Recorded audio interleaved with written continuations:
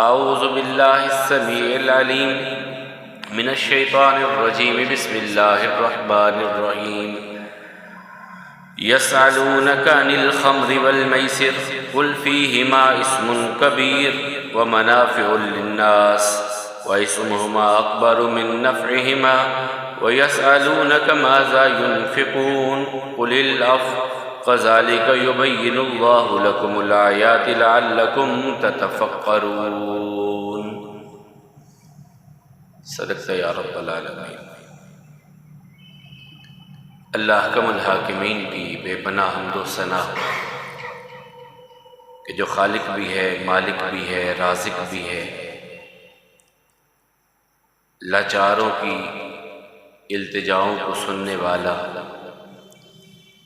بے کسوں کی نوا کو سننے والا، لاکھوں کروڑوں درود و سلام امام الانبیاء والمرسلین جناب محمد کریم علیہ تحیۃ و تسلیم پر رحمت مغفرت کی دعا صحابہ کرام، تابعین عظام، ائمہ مجتہدین اور تمام مرحومین مسلمین کے لیے، بری انسانیت کے لیے امن، ایمان، ہدایت کی دعا کے بعد پچھلے خطبہ جمعہ میں رسول اللہ صلی اللہ علیہ وسلم کی حیات طیبہ کے 56واں سال،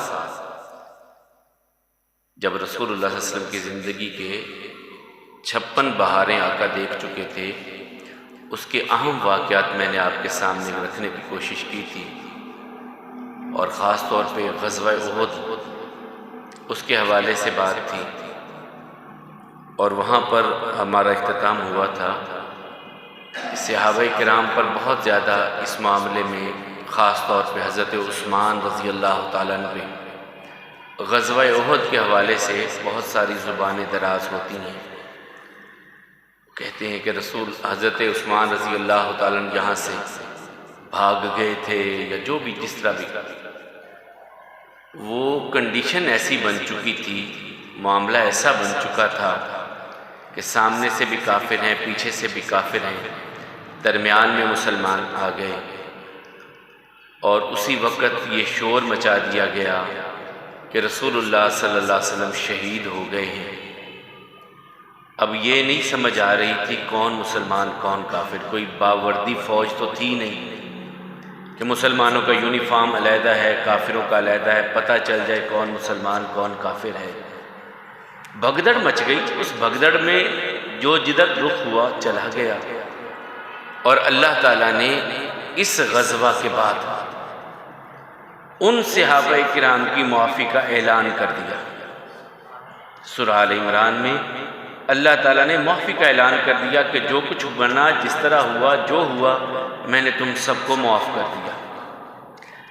جس معاملے کو اللہ معاف کر دیں، اس کے بارے میں رائے بیان کرنا، اپنا خیال بیان کرنا، اپنا عقیدہ اس کے خلاف بنانا، یہ انسان کو کفر کی طرف لے جاتا ہے، ایمان کی طرف نہیں رہنے دیتا۔ معاف کرنے والے نے معاف کر دیا، ہم کون ہوتے ہیں اس بارے میں گفتگو کرنے والے؟ حضرت عثمان رضی اللہ تعالیٰ میدان احد سے چلے گئے تھے یا دوسرے صحابہ چلے گئے تھے، جب اللہ نے معاف کر دیا، ہمارا ایمان ہم سے یہ تقاضا کرتا ہے کہ ہم اپنی زبانوں کو بند رکھیں، اس بارے میں گفتگو نہ کریں، یہ ہمارا ایمان ہم سے تقاضا کرتا ہے۔ پھر 4 ہجری میں بہت سارے واقعات آئے رسول اللہ صلی اللہ علیہ وسلم کی زندگی میں۔ حضرت حسین ابن علی رضی اللہ تعالیٰ عنہ کی پیدائش، 3 میں حضرت حسن، 4 میں حضرت حسین رضی اللہ تعالیٰ کی پیدائش ہے۔ پھر رسول اللہ صلی اللہ علیہ وسلم کی 2 شادیاں 4 ہجری میں ہوئیں۔ حضرت زینب بنت خزیمہ، نبی کریم صلی اللہ علیہ وسلم کی زندگی میں آنے والی 2 بیویوں کے نام زینب ہیں، ہماری ان 2 ماؤں کے نام، ایک زینب بنت جہش ہے، ایک زینب بنت خزیمہ ہے۔ زینب بنت خزیمہ سے آقا کا نکاح 4 ہجری میں ہوا۔ حضرت حسین ابن علی رضی اللہ عنہ کی پیدائش 4 ہجری میں ہوئی۔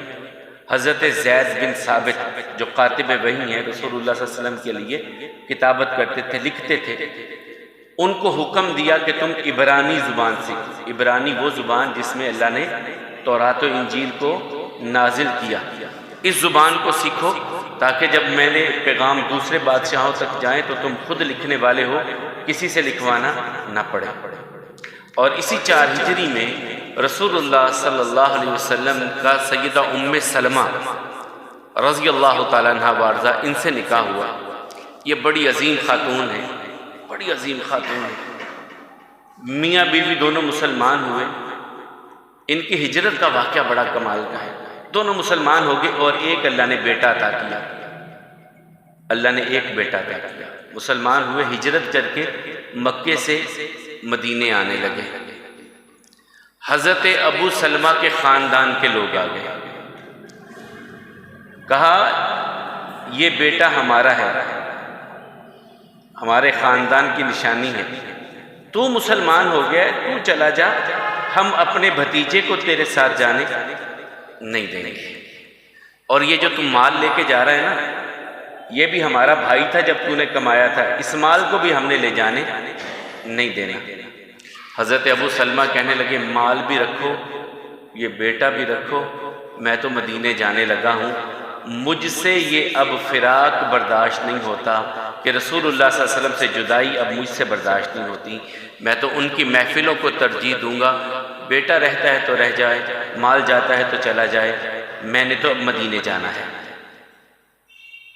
ابھی کچھ تھوڑا سا آگے بڑھے تو سسرال والے آ گئے، ہم نے جب یہ بیٹی تجھ کو دی تھی نا ام سلمہ رضی اللہ تعالیٰ عنہ، اس وقت تو ہمارے دین پر تھا، رہنا ہے تو یہاں رہ، اگر جانا ہے تو ہماری بیٹی ہمیں واپس کر۔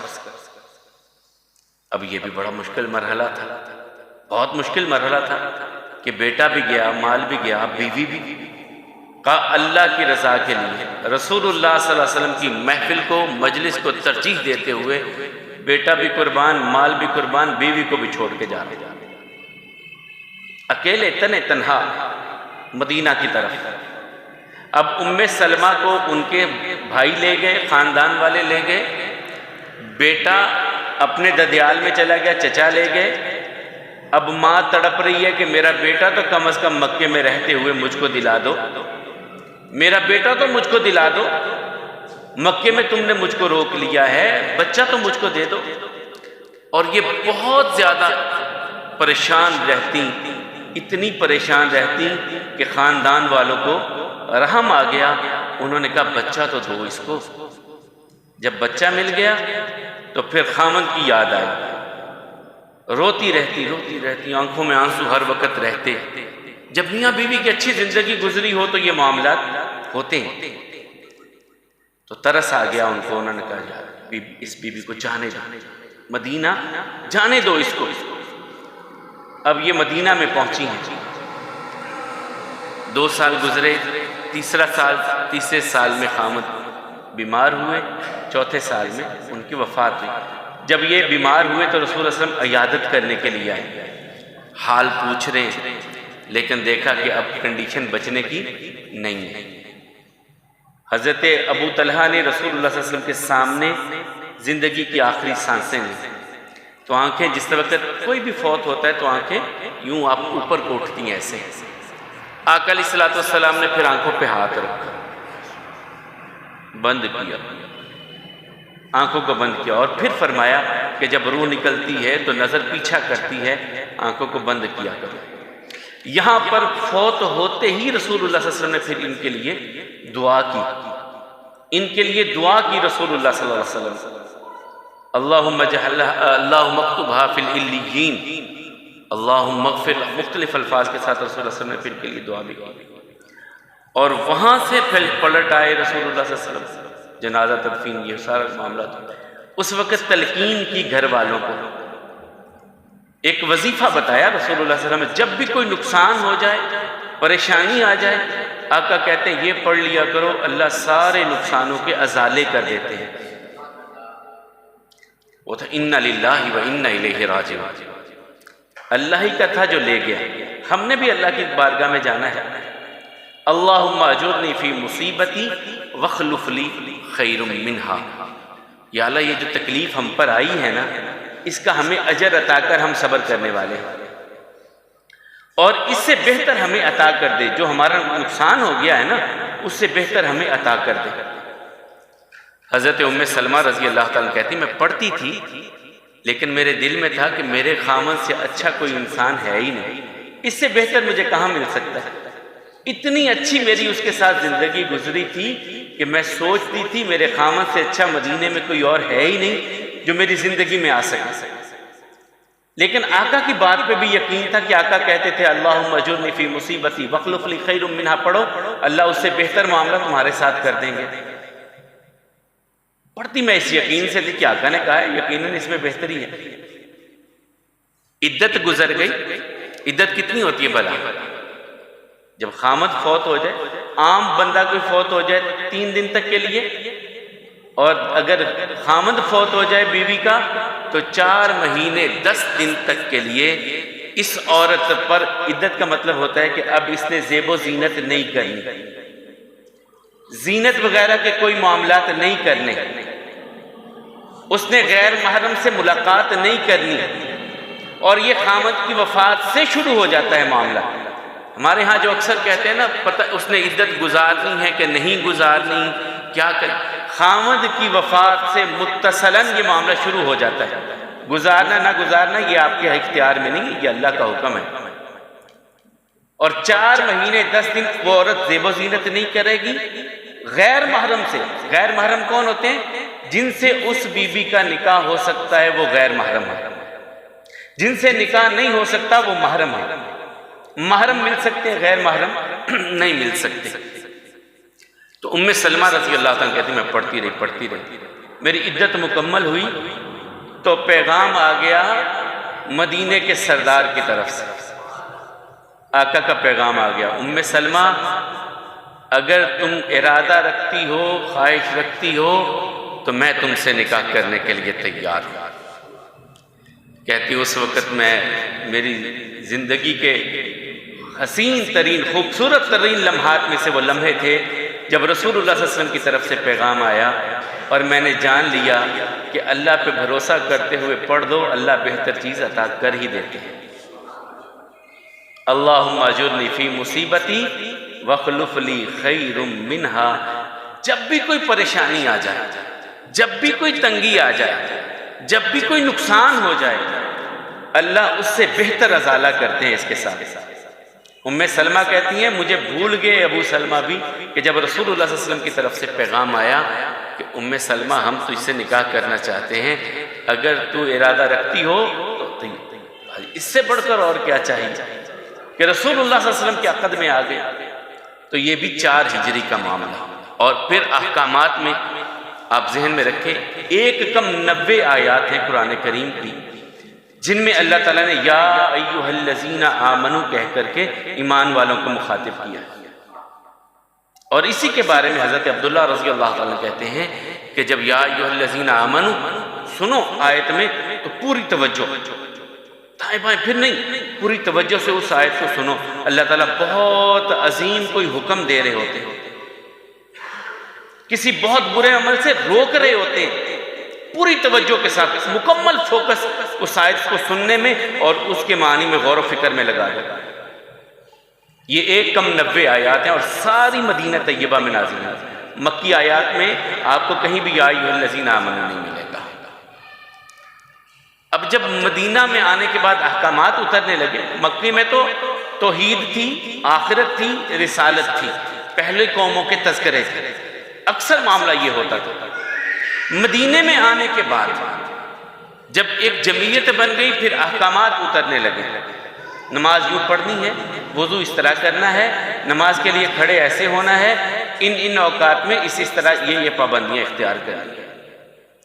تو یہاں پر حضرت عمر رضی اللہ تعالیٰ نے ایک بار رسول اللہ صلی اللہ علیہ وسلم سے کہا یا رسول اللہ صلی اللہ علیہ وسلم یہ جو شراب ہمارے ہاں پی جاتی ہے، اللہ نے تو بہت بڑی نعمت انسان کو عقل دی ہے، ہوش دیا ہے، اسی نشے میں جا کر کے انسان اپنے ہوش و حواس ہی کھو دے، مدہوش ہو جائے، اس کے بارے میں کوئی احکامات کیوں نہیں؟ تو سورہ بقرہ کی جو میں نے ابتداءً آیت مبارکہ پڑھی، اللہ تعالیٰ فرماتے ہیں وَيَسْأَلُونَكَ عَنِ الْخَمْرِ وَالْمَيْسِرِ، آپ سے شراب اور جوئے کے بارے میں سوال کرتے ہیں۔ یسألونک یہ 14 سوالات ہیں جو صحابہ نے رسول اللہ صلی اللہ علیہ وسلم سے کیے اور جواب اللہ تعالیٰ نے عطا کیا۔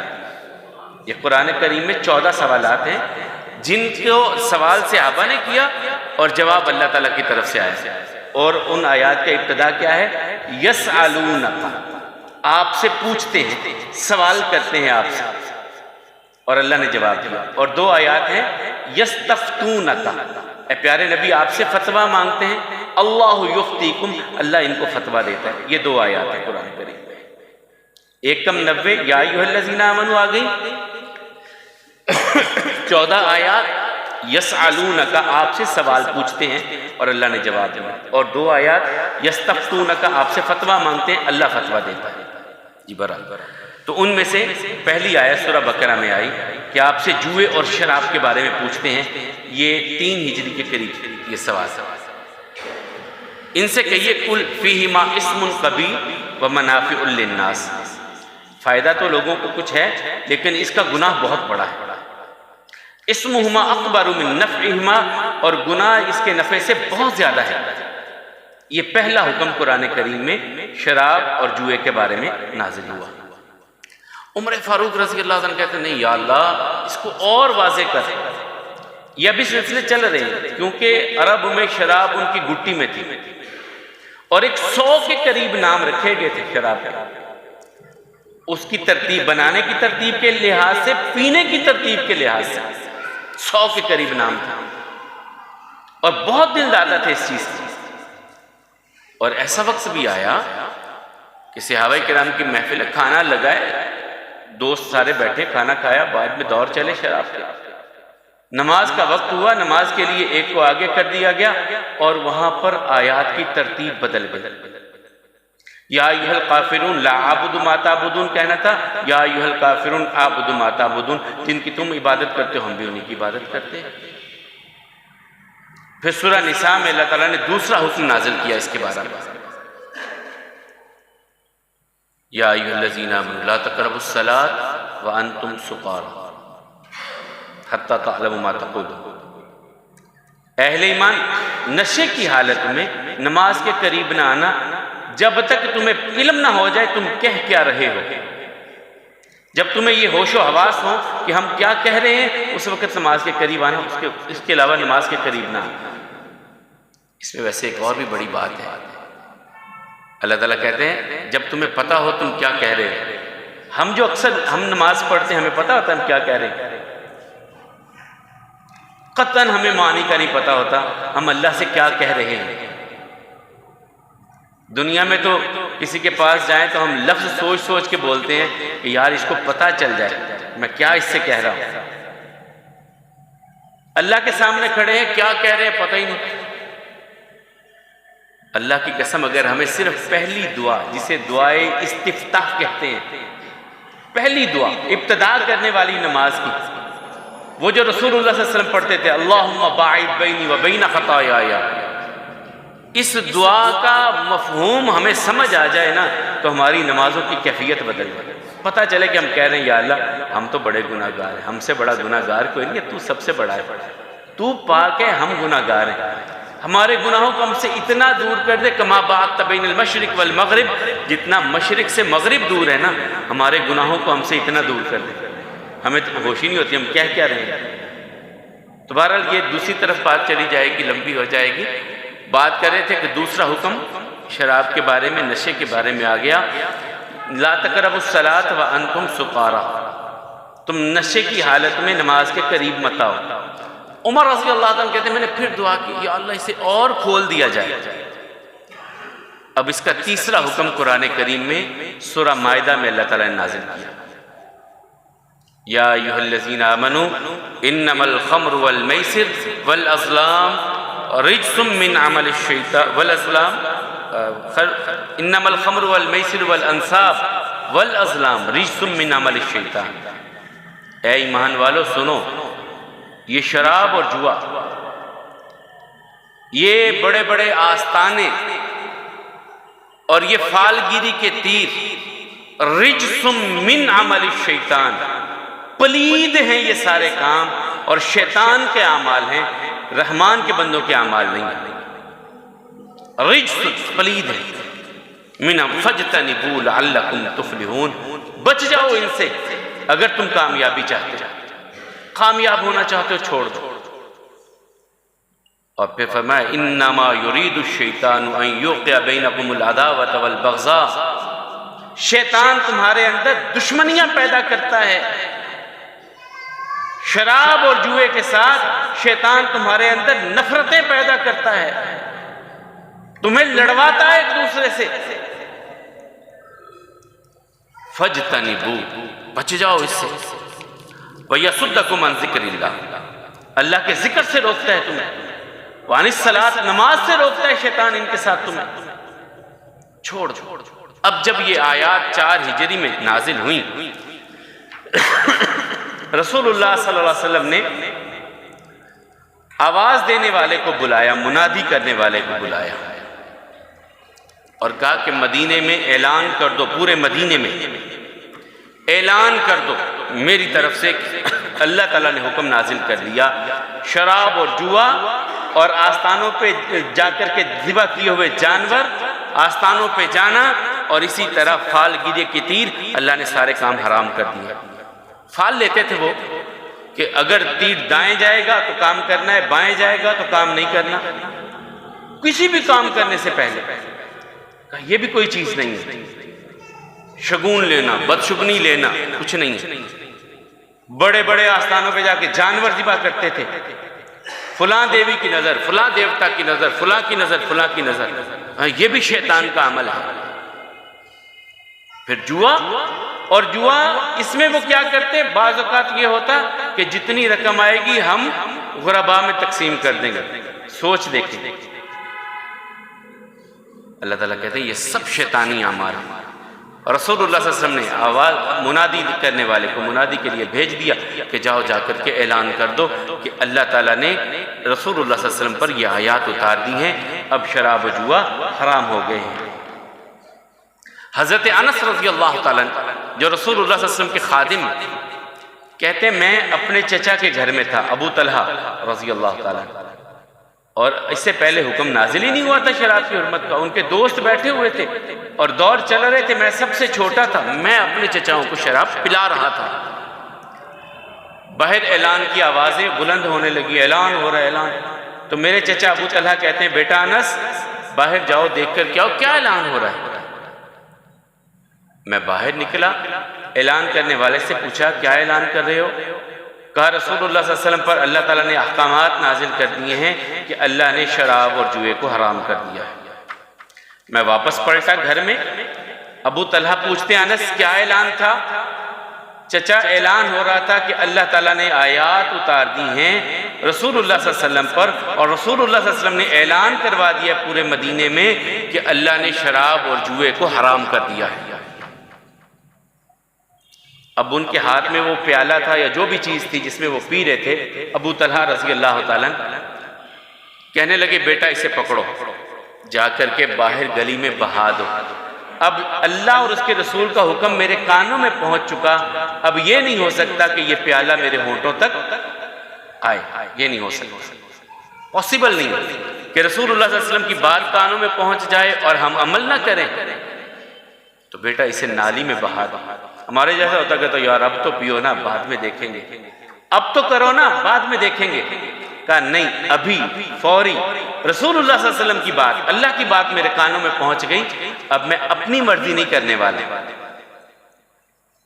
اٹھا کر کے کہا یہ جو مٹکا پڑا ہوا ہے نا اسے بھی اٹھاؤ، اسے بھی گلی میں۔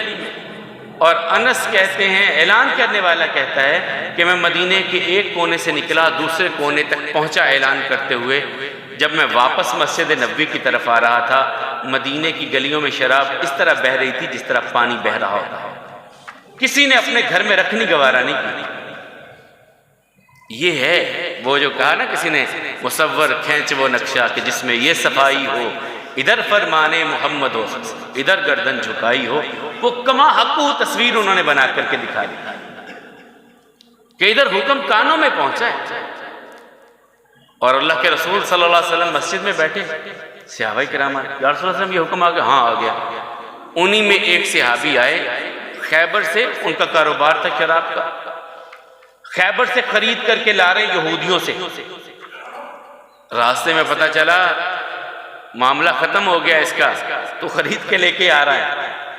وہیں پہ اونٹنیوں کو بٹھایا اور بھاگتے ہوئے مسجد نبوی میں، یا رسول اللہ صلی اللہ علیہ وسلم کیا شراب حرام ہو گئی؟ میں ہاں اللہ نے حرام کر دی.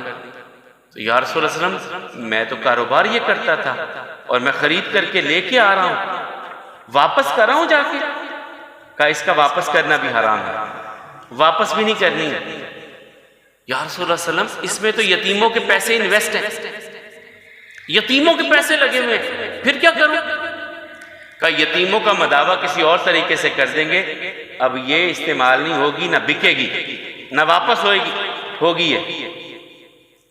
یا رسول اللہ صلی اللہ علیہ وسلم میرے جو یہودی دوست ہیں انہیں تحفہ دے دوں اس کا، پھر بیچنی بھی نہیں ہے، واپس بھی نہیں کرنی، تو میں تحفہ دے دیتا ہوں. میرے جو یہودی غیر مسلم دوست ہیں ان غیر مسلم دوستوں کو میں تحفتاً دے دیتا ہوں شراب. رسول اللہ صلی اللہ علیہ وسلم نے فرمایا سن بھائی، جس چیز کا پینا حرام ہے، اس کا بیچنا حرام ہے، اس کا تحفہ دینا بھی حرام ہے. غیر مسلموں کو ہی کیوں نہیں دینا تم نے؟ اس کا تحفہ بھی نہیں دے سکتے. یتیموں کا مال لگا، یتیموں کے لیے ہم اور کہیں سے انتظام کر دیں گے، لیکن اس کو ضائع کرنا ہے، بس اس کو صرف ضائع کرنا اور کچھ نہیں کرنا. اور دوسرا اعلان مدینے میں ہوا، جس کے گھر میں جو پڑی ہے لے کر کے آؤ کھلے میدان میں، کھلے میدان میں لاؤ. عبداللہ ابن عمر کہتے ہیں رسول اللہ صلی اللہ علیہ وسلم نے میرے کندھے پہ ہاتھ رکھا اور چل پڑے. جہاں منگوائی تھی نا جس میدان میں، ادھر کو چل پڑے. تھوڑا سا آگے گئے تو ابو بکر رضی اللہ تعالیٰ عنہ آگے، ان کے کندھے پہ ہاتھ رکھ لیا، مجھے دوسری سائیڈ پہ کر کے دوسرا ہاتھ میرے کندھے پہ رکھ لیا اور رسول اللہ صلی اللہ علیہ وسلم جانے لگے. تھوڑا سا آگے گئے تو عمر آ گیا، مجھے پیچھے کر دیا، دوسری طرف عمر رضی اللہ تعالیٰ عنہ کر لیا، مجھے پیچھے کر دیا. عبداللہ بن عمر کہتے ہیں اور میدان میں پہنچ کر کے کہا کہ تیز چھری لے کر کے لایا. خود اپنے ہاتھوں سے ان مشکیزوں کو پھاڑ دیا رسول اللہ صلی اللہ علیہ وسلم، جو مشکیز شراب سے اپنے ہاتھوں سے پھاڑ دیا. جو مٹکے وغیرہ تھے انہوں نے کہا توڑ دو سب کو، کوئی چیز باقی نہیں بچنی چاہیے، ضائع کرو سب کو. اور صحابہ کرام نے اس پر عمل کر کے دکھایا. اور وقت آیا پھر رسول اللہ صلی اللہ علیہ وسلم نے فرمایا کہ اس کی وجہ سے 7 بندوں پر اللہ کی لعنت آتی ہے. مزدوری ہے نا، مزدور بندہ مزدوری کرتا ہے، فرمایا کہ ایک بندہ بناتا ہے شراب، اس پر بھی اللہ کی لعنت. اور اللہ کی لعنت سے مراد کیا ہوتا ہے؟ اللہ تعالیٰ اپنی رحمت سے دور کر دیتے ہیں، یعنی اس انسان کے لیے اللہ کی رحمت کے دروازے بند ہو جاتے ہیں. یہ اللہ کی لعنت ہے، یہ اللہ کی لعنت ہے. اللہ کی لعنت ہے جو شراب بناتا ہے، اللہ کی لعنت ہے جو اس کو نچوڑتا ہے، کشید کرتا ہے. اللہ کی لعنت ہے جو اسے بیچتا ہے، جو خریدتا ہے، جو بنواتا ہے، اپنے ملازم کو کہہ کے بنواتا ہے. سب پہ اللہ کی لعنت ہے. اور پھر اس سے بڑھ کے کہا کہ جو مزدوری کرتے ہوئے اسے اٹھا کر کے یہاں سے وہاں لے کے جاتا ہے، ایسی مزدوری بھی نہیں کرنی، ایسی لیبر بھی نہیں کرنی. رسول اللہ صلی اللہ علیہ وسلم نے کہا ایسی لیبر بھی نہیں کرنی کہ یہاں سے اٹھاؤ وہاں پہنچا دو. فرمایا اس پر بھی اللہ کی لعنت آتی ہے اگر اسے پتا ہے کہ میں یہ جو ہے وہ شراب لے کر کے جا رہا ہوں، اس پر بھی اللہ کی لعنت. اور اگر مسند احمد کی حدیث کو لے لیں، یہ تو ترمذی کی تھی، مسند احمد کی حدیث کو لے لیں، رسول اللہ صلی اللہ علیہ وسلم فرماتے ہیں جو اللہ کو اللہ مانتا ہے، اپنا رب مانتا ہے، جس کے دل میں یہ یقین ہے کہ آخرت ہے اور میں نے اپنے رب کے سامنے کھڑا ہونا ہے، وہ کسی ایسی دعوت میں شریک نہ ہو جس دعوت میں شراب کے دور چل رہے ہیں. آج ہمارے کیا ہوتا ہے؟ ایلیٹ کلاس تو بگڑ گیا جو بگڑنا تھا معاملہ. چند پیسے انسان کے پاس آ جائے تو انسان بگڑتا ہے اور معاملات اس کے بھی خراب ہوتے ہیں. اور پھر خوشی کے موقع پہ تو ہم کہتے ہیں یار مجھے ایک دوست بتلا رہے تھے کہ کہیں ایک شادی تھی کسی اور وہ زبردستی پلا رہے ہیں، ہمارے بیٹے کی شادی ہے، آپ مرگ پہ نہیں آئے، پیو. استغفر اللہ یعوذ باللہ. یہ حالت ہے مسلمان ہونے کے باوجود ہماری. یہ ہم مسلمان، یہ کیفیتیں ہماری جس کو اللہ نے حرام کر دیا، اللہ کے رسول صلی اللہ علیہ وسلم نے حرام کر دیا. ہم کون ہوتے ہیں؟ ہم کہتے ہیں ہماری خوشیاں ادھوری ہیں، خوشیاں ادھوری ہیں ہماری جب تک ہم اس ام الخبائث سے کو جو ہے وہ استعمال نہ کریں۔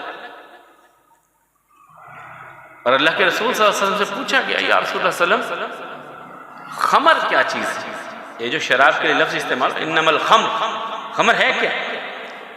آقا علیہ الصلوۃ والسلام نے فرمایا الخمر ما خمر العقل، جو تیری عقل کو ڈھانپ لے وہ ساری چیزیں نشے میں شامل ہیں، جس سے عقل معاف ہو جائے، جس سے ہوش نہ رہے۔ اور پھر دوسری جگہ پہ صحابہ نے سوال کیا کہ اگر دوا کے طور پہ استعمال کر لیں، یہ بھی ہمارے بڑا ہوتا ہے نا، ہمارے حکمرانوں میں بھی ایسے تھے، میں دوا کے طور پہ پیتا ہوں۔ کہا یا رسول اللہ صلی اللہ علیہ وسلم اگر دوائی کے طور پہ ڈاکٹر ریکمینڈ کر دیتا ہے کہ پینی پڑے گی پھر؟ آقا علیہ الصلوۃ والسلام نے فرمایا اللہ نے کوئی مرض اتاری نہیں جس کی اللہ نے دوا نہیں نازل کی، ہر مرض کا علاج اللہ نے اتارا ہی اتارا ہے، تو حرام سے علاج نہ کرو، حلال سے علاج کرو۔ یہ بھی رسول اللہ صلی اللہ علیہ وسلم کا فرمان ہے۔ اور معاشرے میں جو بات ہم آگے پڑھ رہے تھے کہ شیطان اس سے دشمنیاں پیدا کرتا ہے، شراب اور جوئے کی وجہ سے دشمنیاں پنپتی ہیں۔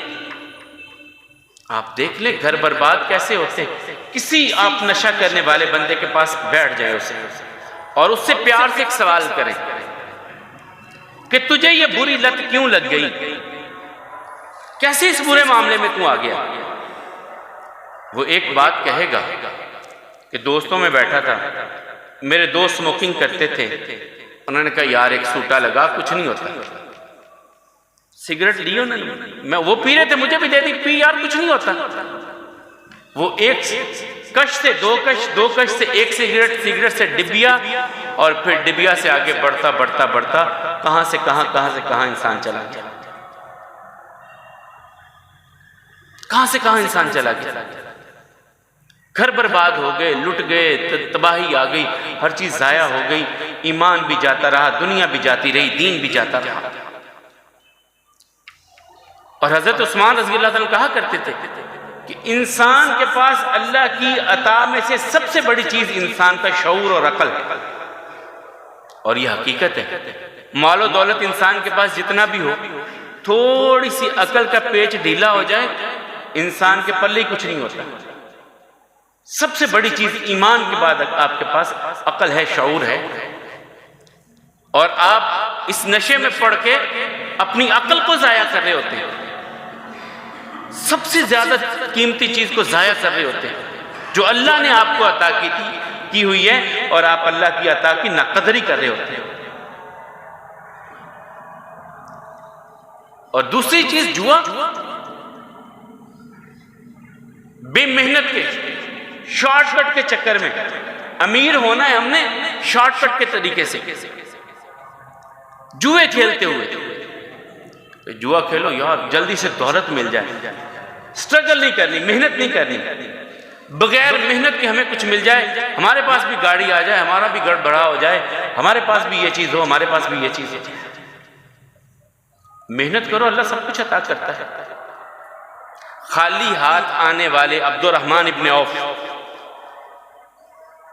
بالکل خالی ہاتھ آنے والے مکہ سے مدینہ میں، اگر اللہ ان کو اس دور میں کروڑ پتی کر سکتا ہے تو آپ کو نہیں کر سکتا، آپ کو بھی کر سکتا ہے۔ محنت کیجئے اور اس کی ذات پہ بھروسہ رکھیے، آپ کے معاملات درست ہوں گے، اور اس نے جو جو طریقے بتائے ہیں ان کے مطابق زندگی ڈھالتے جائیے، اور یہ یقین رکھیے آج کے دن میں اللہ نے آپ کے مقدر میں جو رزق لکھا ہے، کوئی دنیا میں ایسا نہیں ہے کہ آپ کے رزق کو کم کر سکے، نہ کسی میں یہ پاور ہے کہ وہ آپ کے رزق کو بڑھا سکے۔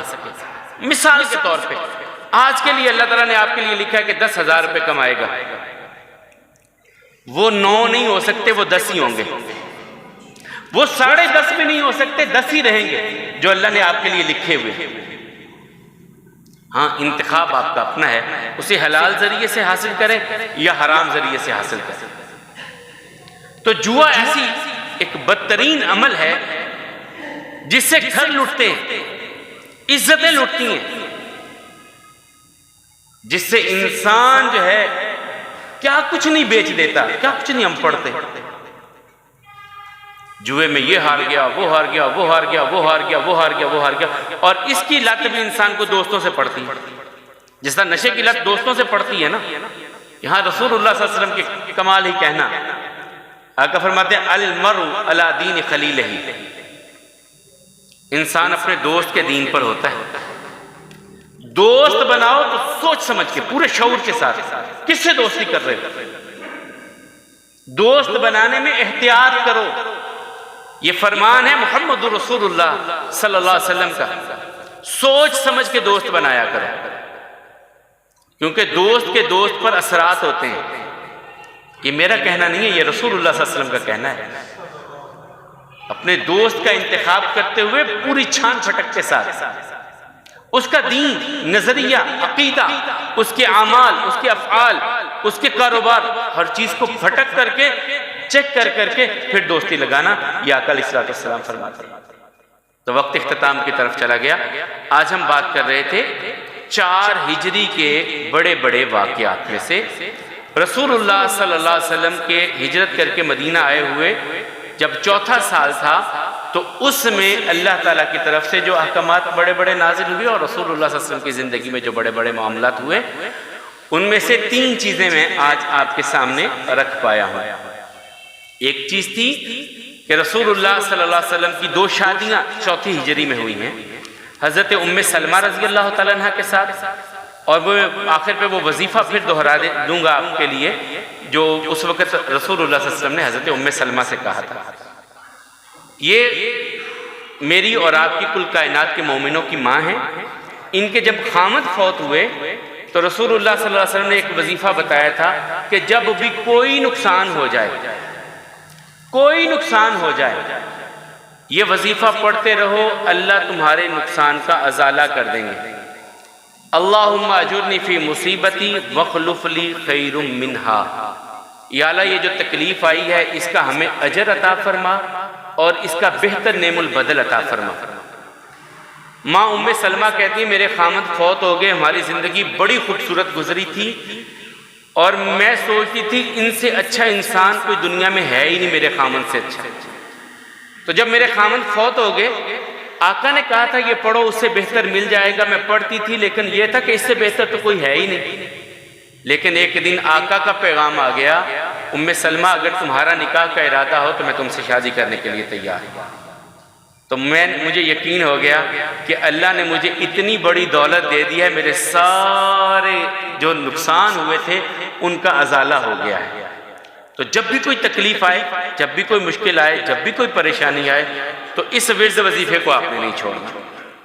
دوسرا، حضرت حسین ابن علی رضی اللہ عنہما، ان کی پیدائش 4 ہجری میں ہوئی۔ اور تیسری چیز ہم کہہ رہے تھے کہ اللہ تعالیٰ کی طرف سے شراب اور جوئے کی حرمت جو نازل ہوئی ہے، ان کو حرام کیا گیا ہے، وہ 4تھی ہجری میں، یعنی مدینہ آئے ہوئے 4تھا سال تھا جب یہ احکامات، اور یہ تدریجاً احکامات آئے ہیں۔ سورہ بقرہ میں پہلا حکم آیا، دوسرا حکم اس کے بارے میں سورہ نساء میں آیا، اور تیسرا حکم سورہ مائدہ میں اللہ تعالیٰ نے اس کے بارے میں نازل کیا۔ اللہ حکم الحاکمین ہم سب کو دین کی، ایمان کی مٹھاس نصیب فرمائے۔ ہم سب کی زندگی میں جو کمی ہے، کوتاہی ہے، اپنے فضل، اپنی رحمت سے ہم سب کو معاف فرمائے۔ 4 ہجری کے ہی کچھ واقعات اور ہیں جو میں انشاءاللہ اگلے جمعے میں آپ کے سامنے رکھنے کی کوشش کروں گا انشاءاللہ۔ تو اللہ حکم الحاکمین بیماروں کو شفا عطا فرمائے، تنگ دستوں کی تنگ دستی کو دور فرمائے، مقروضوں کو قرض کے بوجھ سے نجات عطا فرمائے، ہم سب کو حلال، طیب اور وافر رزق عطا فرمائے۔ جو پریشان حال ہیں اللہ ان کی پریشانیوں کو دور فرمائے، دکھیاروں کے دکھوں کو دور فرمائے، جن کی اولاد ہے والدین کی آنکھوں کی ٹھنڈک بنائے، جن کی اولاد نہیں ہے اللہ انہیں نیک صالح اولاد عطا فرمائے۔ خاص طور پہ دعا کے لیے جو کہا گیا ہے، ایک تو بیماروں کے لیے، اور دوسرا ہمارے دوست ہیں حافظ عبد الرحمن صاحب، حافظ عثمان صاحب، ان کی چچی جان فوت ہوئی ہیں پرسوں، بڑی نیک صالح خاتون تھیں، بڑی نیک خاتون تھیں، تو ان کے لیے بھی دعا کیجیے۔ جتنے مرحومین مسلمین ہیں سب کے لیے دعا کیجیے کہ اللہ تعالیٰ جتنے بھی تیرے بندے اس دنیا کو چھوڑ کے تیری وحدانیت کا اقرار کرنے والے تیری بارگاہ میں پہنچے ہیں، مالک ان سب کی مغفرت فرما۔ ہمارے والدین سمیت جو بھی تیرے پاس پہنچ چکے، اللہ ان سب کی قبروں کو جنت کا باغیچہ بنا۔ اے مالک و مولا ان کی اچھائیوں کو قبول فرما لیجئے اور ان کی کمیوں کوتاہیوں سے درگزر فرمائیے اور ان کے اگلے منزلیں جو ہیں وہ آسان کر دیجئے۔ ہم جو یہاں زندہ بیٹھے ہیں ہم سب کو صحت والی ایمان والی زندگی عطا فرمائیے مالک، ہم سب کو صحت اور ایمان والی زندگی عطا فرمائیے، ہم سب کو سجدوں کی توفیق عطا فرمائیے اللہ، ہم سب کے چہروں کو سجدوں کی زینت عطا فرمائیے۔ ربنا تقبل منا انک انت السمیع العلیم وتب علینا انک انت التواب الرحیم، صلی اللہ تعالی علیہ وسلم۔